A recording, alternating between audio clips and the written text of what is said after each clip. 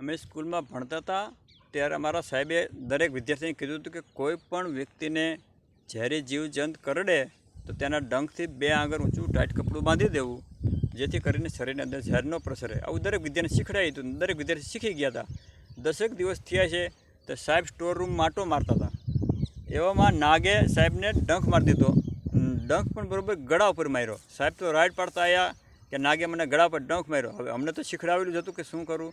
અમે તો સારું કપડું ગોતું, સાહેબને ફુવાર્યા અને કપડું બાંધતા હતા. સાહેબ ના પાડે કે કપડું ન બાંધો, કપડું ન બાંધો. અમને એમ કે સાહેબને ઝેરની પીડા થાય.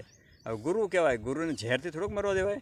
અને હાથ પગ હલાવવા માંડ્યા તો બધા વિદ્યાર્થીઓ થઈને હાથ પગ દબાયા, મોઢા માથે હાથ રાખ્યો અને ટાઈટ કપડું બાંધી દીધું. નક્કી કર્યું કે સાહેબને જ્યાં સુધી શાંત ન થઈ જાય, ઝેર ન ઉતરી જાય ને ત્યાં સુધી કપડું બાંધી રાખો.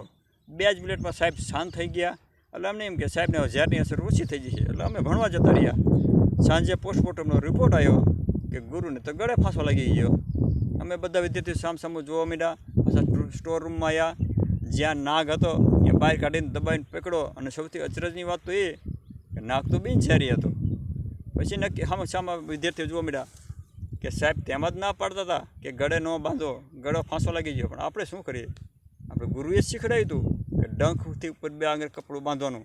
તેમને કહેવું પડે ને કે ગળે લાગે તો કપડું નહીં બાંધવાનું, દવાખાને લઈ જવાય.